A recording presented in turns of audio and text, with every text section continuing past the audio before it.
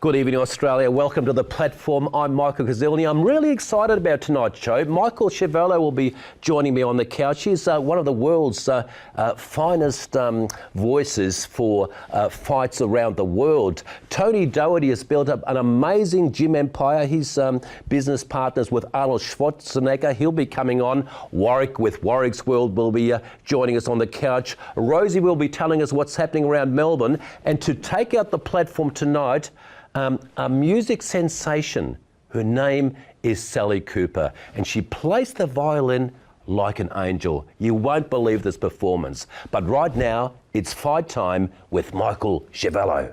A Moroccan bad boy could beat the sun in a staring contest. Schiavello could beat a statue at a staring contest. Little Hercules, more muscles than a seafood platter. He could make coffee nervous. These men do not like each other. It is ready to explode here. Back of the kisser, and again the right cross. Masato with more crosses than the Vatican. He's got more combinations than a Sudoku puzzle. He's got more kick than a can-can dancer. He's got more punch than a high school prom. He's got more hooks than a tackle box. More rights than Amnesty International. More combinations than a McDonald's menu. He's had more kick than a chorus line. Locks out moisture, seals in freshness. Good night, Irene. Thank your mother for the rabbits. Oh, it's a big kibosh. Here comes the finish. She's done it. She's done it. It's good night, freaking Irene. He slammed him unconscious. He slammed him onto the astral plane. The fairy tale comes true. Michael Schiavello, come on board. Thank you for coming on the platform, bro. MK, thank you for having me here, mate. Great to be here. Mate, I'm a big fan. I used to listen and I knew about the great man, but amazing how the universe works. I never thought I'd be sitting here with you. I never thought I'd be doing what I'm doing right now, but it's right. The universe always unravels as it should, and somehow it brought me here. I'm a bit embarrassed now because you are The Voice, and you had a great TV show called The Voice Versus, and interviewed Steven Seagal, the Hulk, Sugar Ray Leonard, and Amazing. Hulk Hogan, George Foreman, Steven Seagal, whole host of luminaries over there in the US. It was a great show that ran for 6 years on American TV. It was going into 40 million homes around America, and I was thrilled to get out there and interview some of my favourite celebrities in the sort of action sports world. I love the energy, Michael. You know, you've turned, your grandparents would be very proud of you, and your parents, you know, coming from another country as migrants, as mine did, from the Ukraine, and all of a sudden you've got the voice of gold and you're commentating to millions and probably billions, because what are you doing now? You're in Asia. Well, now I'm working for One Championship, which is the largest sports media property in Asia. We broadcast to 128 countries, over 1 billion people.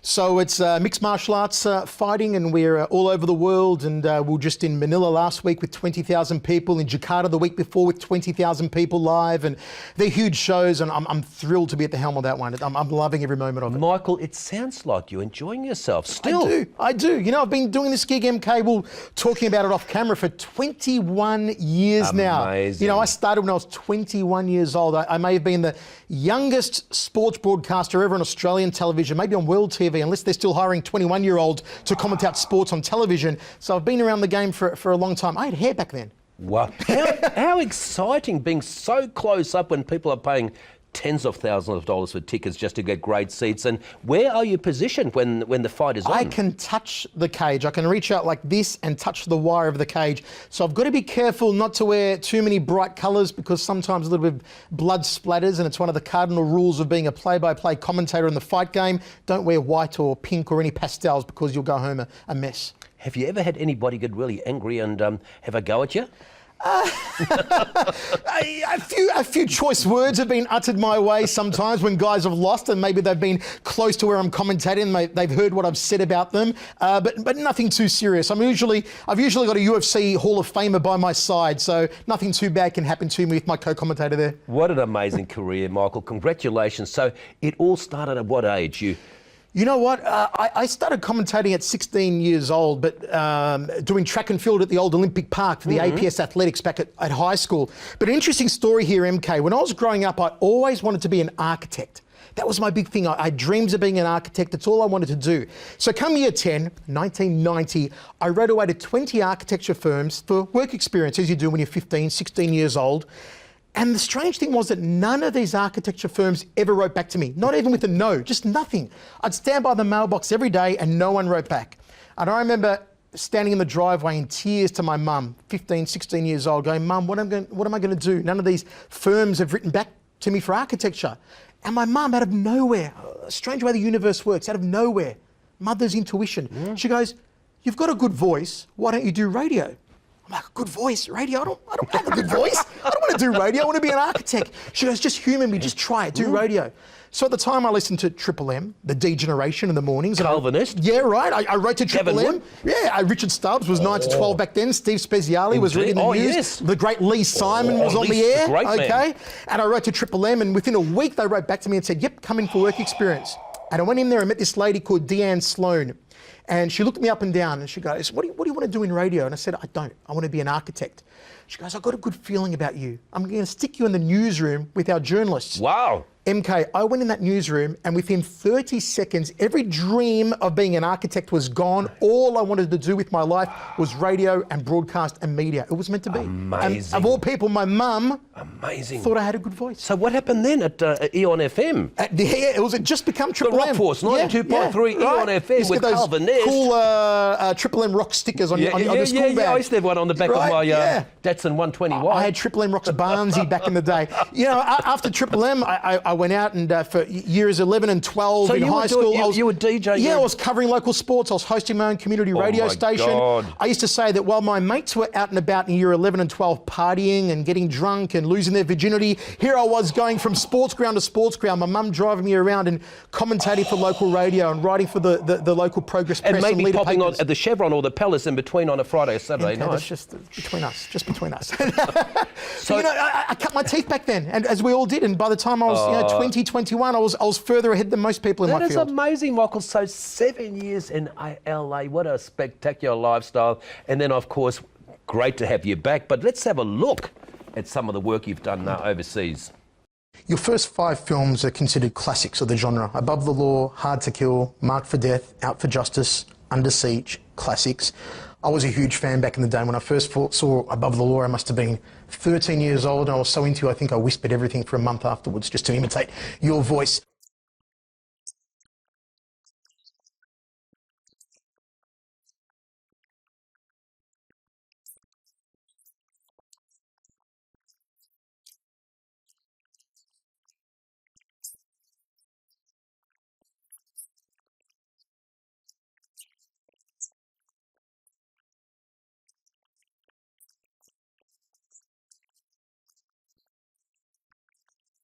We just had one utensil, a fork.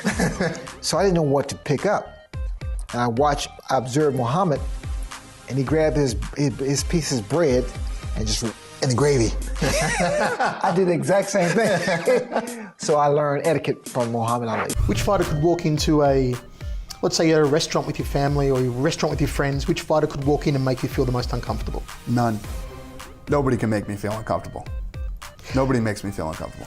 After the whole Randy Couture thing, you know, when I basically came out and said he's 100% man in the octagon and he's the furthest thing from a man outside of the octagon, he was sitting 3 tables over from me at a restaurant right after that.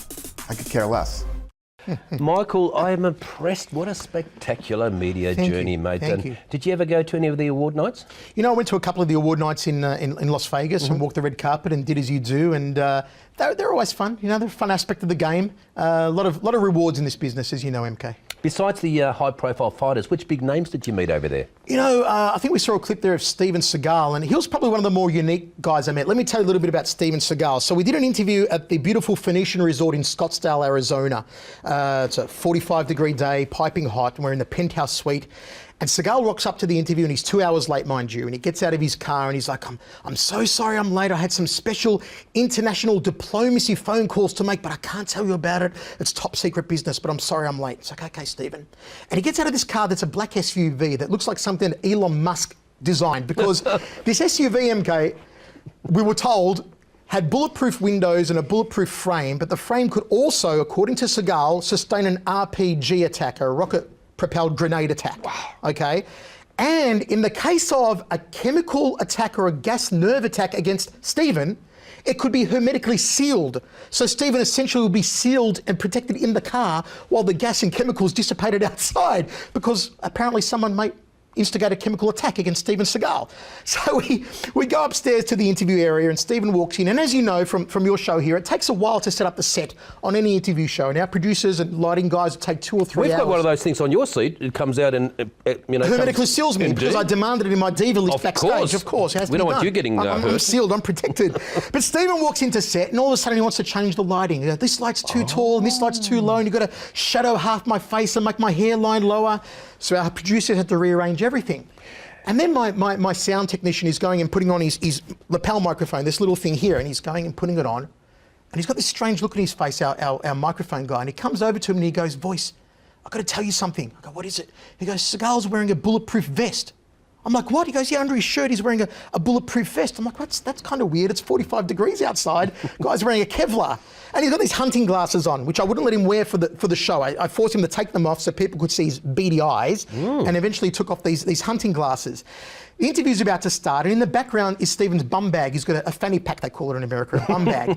So I wave to my producer and say, "Move the bum bag out of shot." My producer picks up the bum bag, and Stephen's like, "Sir, be very, very careful. There are many dangerous things in there that if you drop it, could kill us all." So my producer carries this bum bag like Indiana Jones handling the gold idol of the Havitos natives in Indiana Jones, you know, carries the bum bag out of shot. And he comes up to me and he goes, "Seagal's got 5 handguns at least in the bum bag." And I'm like, "What? Are you serious?" Stephen goes to get makeup from our makeup artist. And mind you, our makeup artist has a normal American accent, but she makes the mistake of telling Stephen she's of a Jamaican background. So all that day, Stephen does a really bad Rastafarian accent whenever he talks to her. Throughout the entire day, he wouldn't drop it. Sounds like he's auditioning for Cool Runnings. You know, and whenever Stephen speaks, he speaks in this half whisper. It's like it is in the movies. It's like the NSA is perched in the air vents recording everything he says. It's really, really strange. And during the whole interview, he would look off camera to a space like over there where there's no one there. And so I'd be like, what's he keep looking at? And he's always very twitchy, very nervy, you know, and he's a big boy, 6'5", and really thick, and he's one of those guys you just don't quite know what you're getting. You can really drill deep into his psyche, and you don't know if you're going to get buried treasure or if your drill bit's just going to shatter into a 1,000 pieces. So out of all the guests that I met during the show, Steven Seagal was probably the most unique one of all. Such a likeable character that you must have made friends with a lot of these people. A lot of them. I still keep in contact with Stone Cold Steve Austin, Michael Jai White, a lot of these guys, Dana White, you know, I still give him a call and say hello and have a chat with him. Frank Dukes, another one. It's nice to meet these people professionally, but also when you can go past that and make a friendship, and a genuine friendship where you appreciate each other's company, I think that makes it even more special. Michael, it's been a great pleasure having you on. MK, it's been my pleasure, mate. It's a beautiful story. I want you on again if you could, please, I would sir. love to, anytime. Thank you. I'm really excited about your journey. I want to hear so much more, but thank you so much, and thank you very much for the pleasure of your company. We've got Warwick Capper coming on soon. He went to Thailand with some very, very exciting stories coming up next.